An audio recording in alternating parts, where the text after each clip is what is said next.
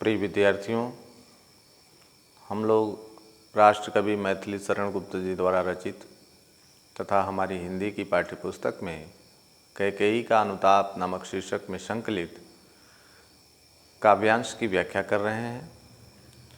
आज हम लोग उसी क्रम में आगे के छंदों की व्याख्या करेंगे। जैसा कि आप लोग जानते हैं या पढ़ चुके हैं कि रानी कैकेयी ने राम के लिए 14 वर्ष का वनवास तथा अपने पुत्र भरत के लिए अयोध्या की राजगद्दी मांगकर जो भयंकर भूल की थी, आज भरी हुई सभा में उसी गलती पर पश्चाताप व्यक्त कर रही हैं। इसी क्रम में वे सभा को तथा प्रभु श्री राम को संबोधित करते हुए कहती हैं कि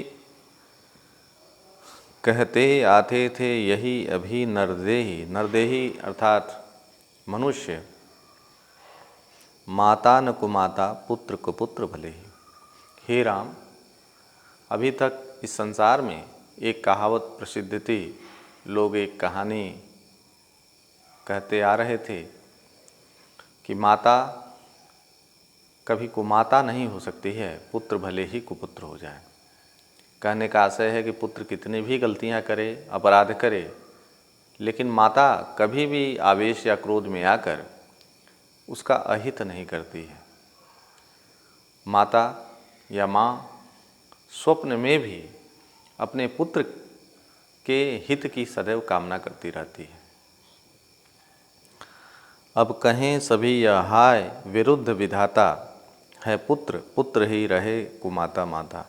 लेकिन मैंने तुम्हारे लिए 14 वर्ष का वनवास मांगकर तथा अपने पुत्र भरत के लिए राजगद्दी मांग करके जो भयंकर भूल की है, गलती किया है, उसके बाद ये कहावत अब लोग बदल देंगे और आज के बाद लोग यह कहना प्रारंभ कर देंगे कि माता को माता हो सकती है, लेकिन पुत्र कभी कुपुत्र नहीं हो सकता है।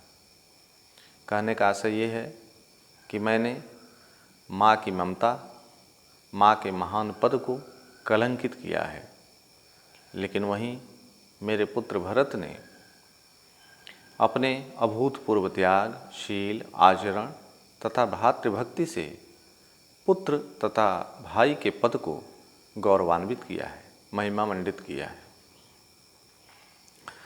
बस मैंने इसका वाह मात्र ही देखा, दृढ़ हृदय न देखा, मृदुल गात्र ही देखा।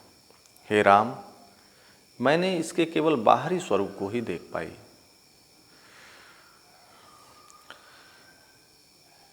मैंने केवल इसके सुंदर और सुकुमार शरीर को ही देखा, लेकिन उस सुंदर और सुकुमार शरीर के अंदर दृढ़ संकल्पों से भरा हुआ हृदय भी है, इसका मुझे ज्ञान नहीं था।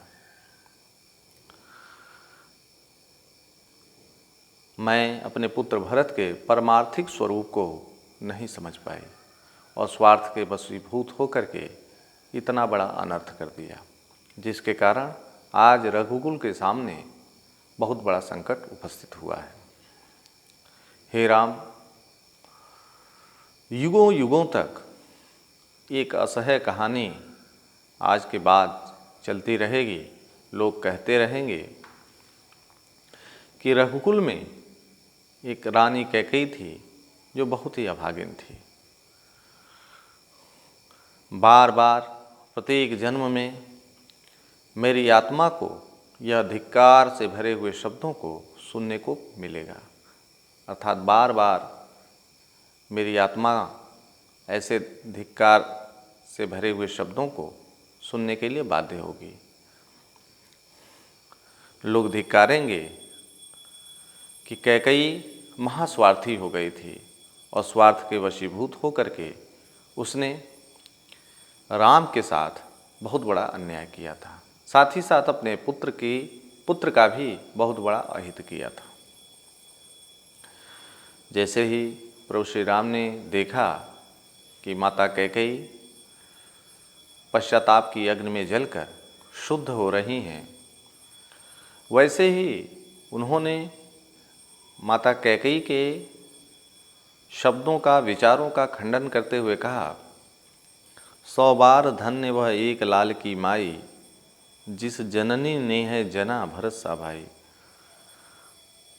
प्रभु श्री राम ने सभा को संबोधित करते हुए कहा कि उस अद्भुत रत्न को जन्म देने वाली, उस अद्भुत पुत्र रत्न को जन्म देने वाली माँ को मैं बार बार धन्यवाद देता हूँ, जिसने भरत जैसे भाई को जन्म दिया है। अर्थात अगर माँ कैकेयी नहीं होती तो भरत जी जैसे प्रतापी, तेजस्वी, त्यागी और श्रेष्ठ आचरण से युक्त भाई का जन्म नहीं हो पाता और लोग ऐसे महात्मा का दर्शन नहीं कर पाते। धन्यवाद।